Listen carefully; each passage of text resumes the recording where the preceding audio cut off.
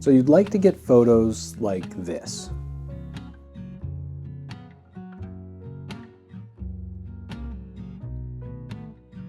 But you keep coming home with ones like this. What's that secret sauce that takes a photo from something that just documents a memory to a piece of art? In my experience, most of it comes down to composition. That is the way in which each element of the photo is arranged to help tell the story. Before we get into this topic, I feel like I need to introduce myself so you understand where I'm coming from and if my personal thoughts on the topic will apply to you. If you're new to the channel, my name is Jude. Thank you so much for being here. It's wonderful to see you. I'm a photographer based out of Boise, Idaho. I enjoy photographing nature, landscapes, animals, random rocks and trees, clouds, buildings, city streets, historic sites, cars, interesting things that draw my eye. And I do all of this on a myriad of different cameras in different formats. I hope this makes it clear that I don't really care so much about what I'm photographing with or where I'm pointing my camera. What I enjoy is getting out there with my camera and capturing the world around me. And we're off. Already hot and sweaty. This is silly. This is silliness. All for pictures? Why bother? What's the point? Get the 7 people liking it on Instagram, that's why. My simple compositional technique that has instantly improved my photography in any situation, style, or format is kind of a conglomerate of a bunch of advice and observations made from watching and studying many of my favorite photographers' works. So I'm not really sharing anything super profound. It's nothing new or even particularly original, but it's really helped me, and I think it'll do the same for you.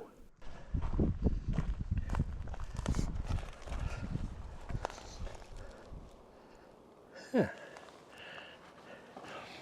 That could work. That could work as a subject, I think. It's actually quite nice.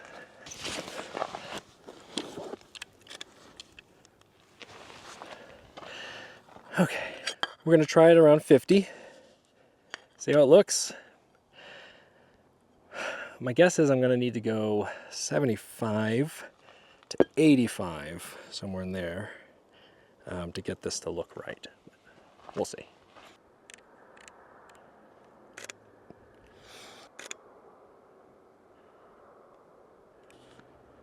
Try it out to 70.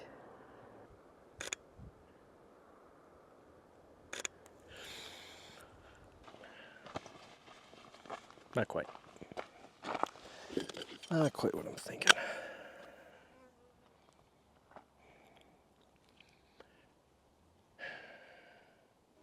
So I watch a lot of photography YouTube channels. Channels like Thomas Heaton, James Popsis, Nick Carver, Sean Tucker, Roman Fox, Henry Turner, etc., etc. One common thread between all of these channels is they all have a video centered around their particular compositional technique. And I think that says something.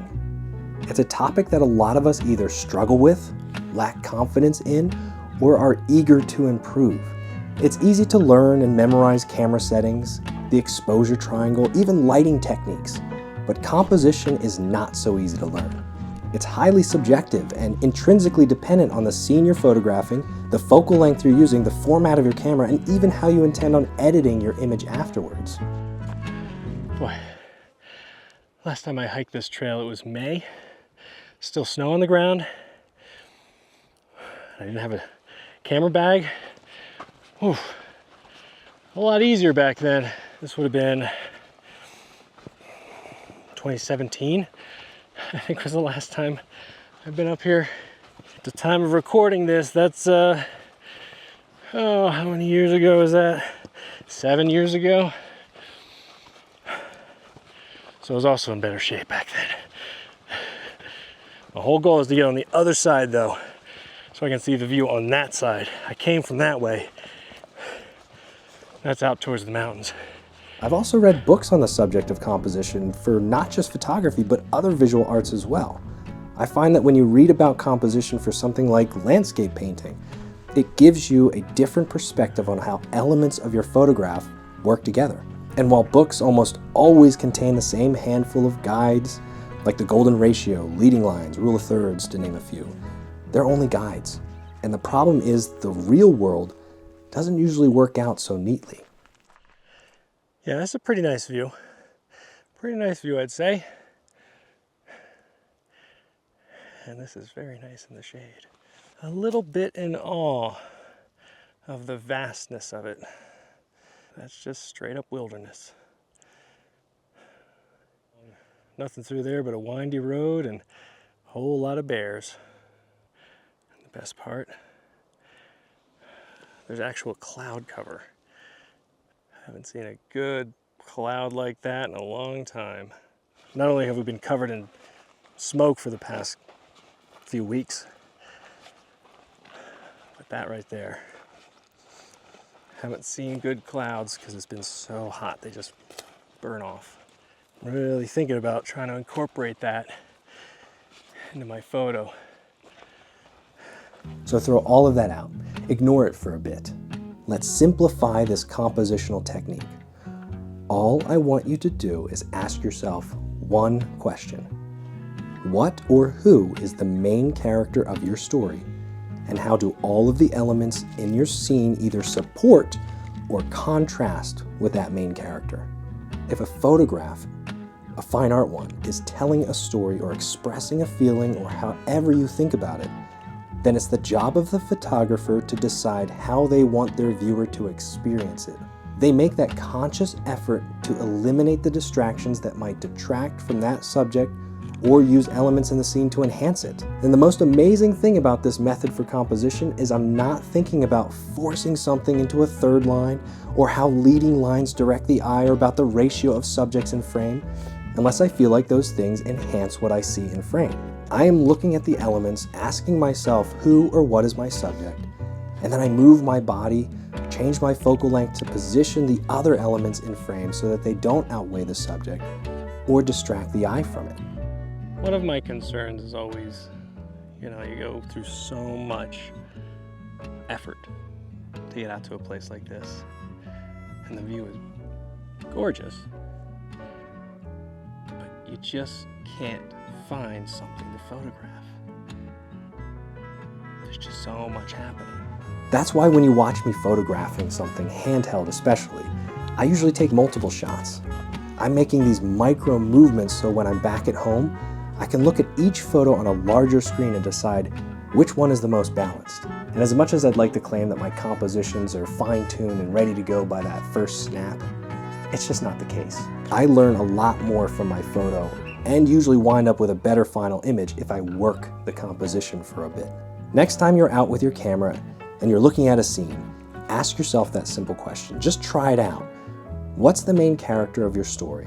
Then shift your body to put everything else in frame so that it supports that character or contrasts with that character instead of distracting from it.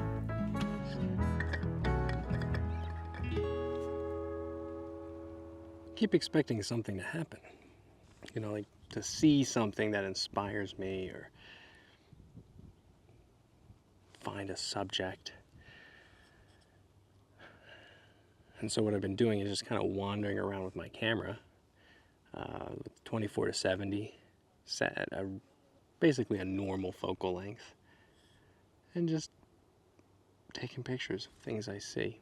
Not really worrying too much about whether or not it's a phenomenal photo or not. Just forcing myself to look through a lens and see things. I really think that hillside over there, the other side of the valley, has potential because of the way the light's hitting it. I think I'm going to need a polarizer though. Oh, I'm not going to move this out of the shade. That would be a silly idea. Just walk back and forth.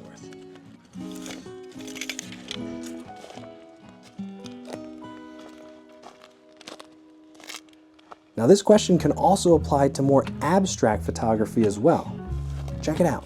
My subject in these two photos is texture, repeating patterns, the overall feeling. They are enhanced and supported by the consistency and the contrast between light and shadow. If they were in flat light, they probably wouldn't work out as well. If there was a sudden variation in texture or the pattern changed, the original composition would fall apart. That's why this one works, and this one doesn't, to my eye at least. While they are of the same subject, taken moments apart, the second image introduces the sky, and that bright sky pulls the eye away from textures, and then you start to focus in on the overall shape of the rock formation, and maybe you start to get distracted by the little plants on top of it. I, as the photographer, have just lost the attention of my viewer, and now they're focused on something other than my subject. I'm going to go ahead and link a few really good composition-focused videos in the description down below. Please go and check those out if you have more questions or want to get some better advice from some truly gifted photographers. I really appreciate you sticking with me through this whole discussion. In the comments down below, I'd love to know how you go about composing a scene. I find that when we have discussions like that in the comments down below, we both benefit by learning from each other. I mean, it's a big photo. There's a lot happening. There's a lot to look at. It's kind of doing exactly what I wanted to do. Everything's kind of pointing up towards the cloud, which is the important thing. Hurry, because it's starting to go up. I don't want it to go out of frame. Ooh, I might have waited too long. These clouds move fast.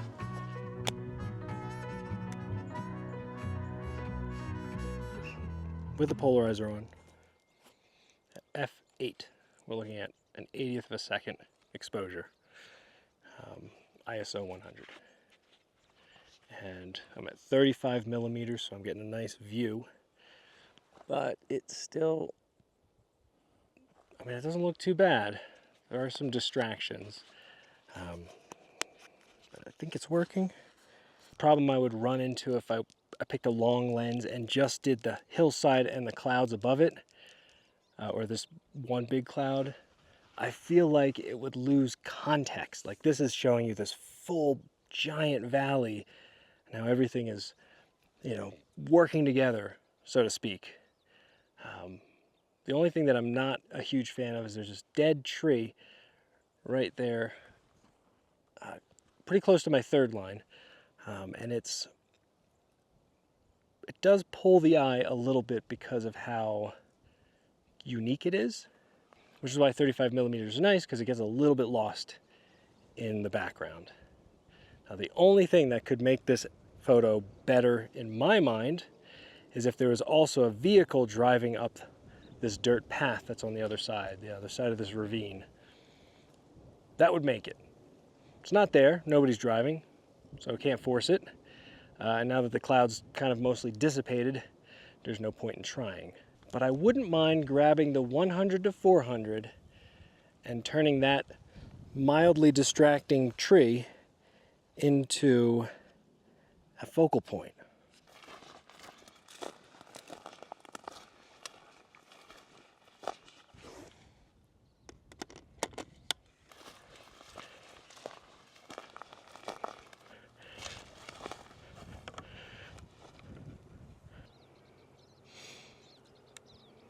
I think I have a slight obsession with taking photos of trees center frame with little to no distractions on either side. That's becoming a little bit of a habit of mine, an ongoing theme. Personally, I don't mind. I kind of like it. I've set up a little bit closer, zoomed in a little bit more. It's not the same as my other tree photos, so it doesn't really fit perfectly. But the other trees all around it were getting in the way. Branches hanging into frame. Big shadows just pulling the eye in weird directions. So I think this personally works out a lot better. So here we go. Right now I'm all the way into almost 300 mil. I'm going to throw a polarizer on there and see if that does anything. It might do absolutely nothing. But only one way to find out.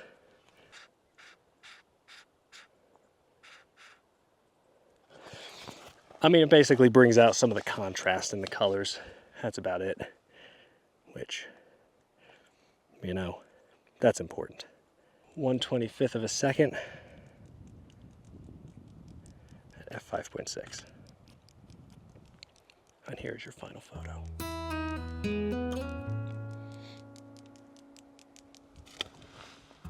Figuring out a composition is an ongoing process. It doesn't just happen. You don't just stumble across a composition every time. Sometimes you might.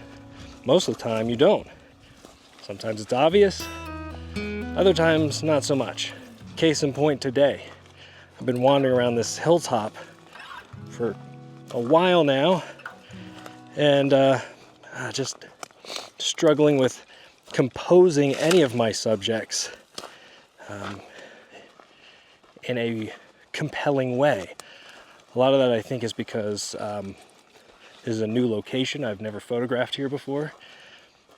And some of it comes down to the fact that there's just so much to look at and it's all highly chaotic, and that can make it challenging. So in my mind, the simpler the better. And with that, I'm all packed up. I'm gonna head back to the van because I'm pretty sure there's a really nice view of the valley from where the van is parked. And I kind of want to photograph that while the light is directly above us. Terrible lighting. Bushes. I bet if I came back in the fall, maybe the winter, just pretty much any season where it's not 95 to 105, I'd be much more creative. I find that when I'm hot, when I'm hungry, when I'm tired, I just don't think as creatively. I just don't feel like it. I might be complaining and moaning and it might get annoying in this video, but I'm getting exhausted by this heat and the smoke, and I might be able to breathe a little more clearly out here, but I feel like I'm just getting baked by the sun. There's no escaping it either, because my van doesn't have AC, as I've mentioned already, so it's just it's an ongoing pain. Quit complaining, keep hiking, make the most of it. Let's go.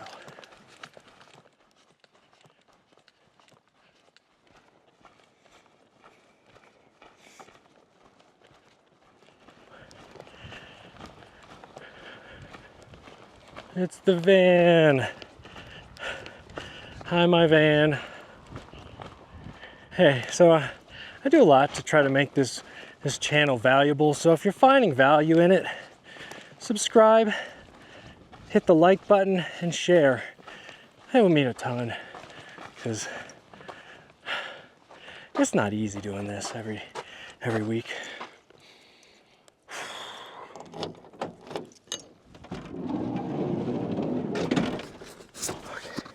As I said, up at the top of the hill, I want to check out the view from this vantage point. I have a feeling it's going to look real nice, especially with like a 35, maybe a 50 at most. I just like the way the trees are all like wrapping around, or shaping the valley, I should say. I had almost no water left. That's why I knew it was time to get back. So I'm just going to take a quick wander over there. Let's check it out. Oh yeah, right there.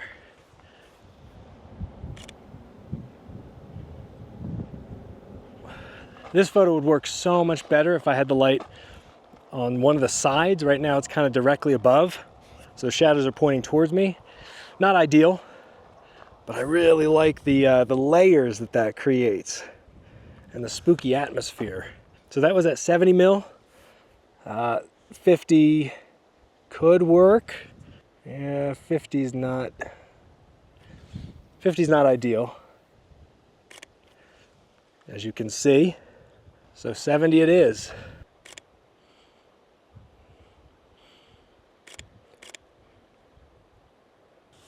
that's the last of them.